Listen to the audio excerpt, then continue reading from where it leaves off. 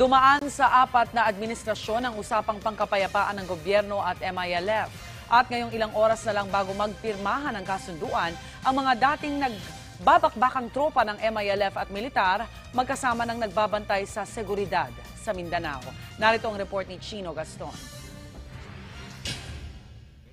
Mistulang sasabak sa giyera ang mga kasapi ng Moro Islamic Liberation Front o MILF sa kanilang kampo sa Sultan Kudarat, Maguindanao. Naghihigpit lang daw sila ng seguridad sakaling may magtangkang maghasik ng karahasan kasabay ng nakatakdang paglalagda ng Comprehensive Agreement on the Bangsamoro ngayong araw. Sa kabila ng mahigpit na seguridad, tila fiesta rin sa loob ng Camp Darapanan.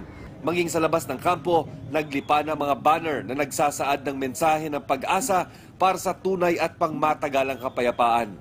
Patunay lamang daw ito sa positibong pananaw ng mga tao sa pagbabago.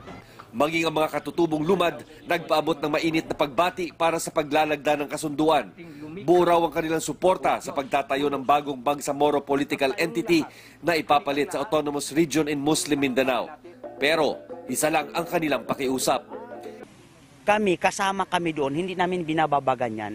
As long as sila rin ay hindi rin kinikilala at ganap na rin nirespeto yung karapatan ng bawat individual, lalo na yung sa bawat tribo. Sa ilalim daw kasi ng ARMM, hindi raw nabigyan ng sapat na pansin ang interes nilang mga katutubo, lalo na sa usapin ng ancestral domain o ng minana nilang lupain mula sa kanilang mga ninuno. Sa Cotabato City, puno rin ng mga berdeng streamer sa paligid. Pati mga sasakyan, may nakasabit na berdeng banderitas.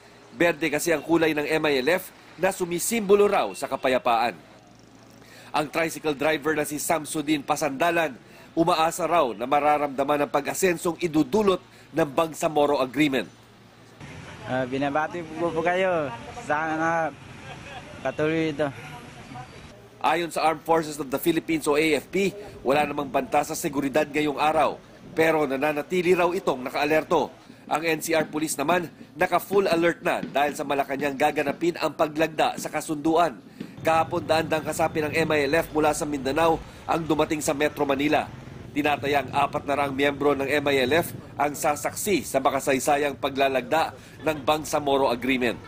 Inaasahang alas 4 ng hapon gaganapin ang pirmahan sa Kalayaan Grounds sa Malacanang. Dadalo sa seremonya sina Pangulong Aquino, mga kinatawan ng Government Peace Panel at iba pang opisyal ng gobyerno. Pati na rin si MILF Chairman Alhaj Murad Ibrahim, mga kinatawan ng MILF Peace Panel at si Malaysian Prime Minister Najib Razak.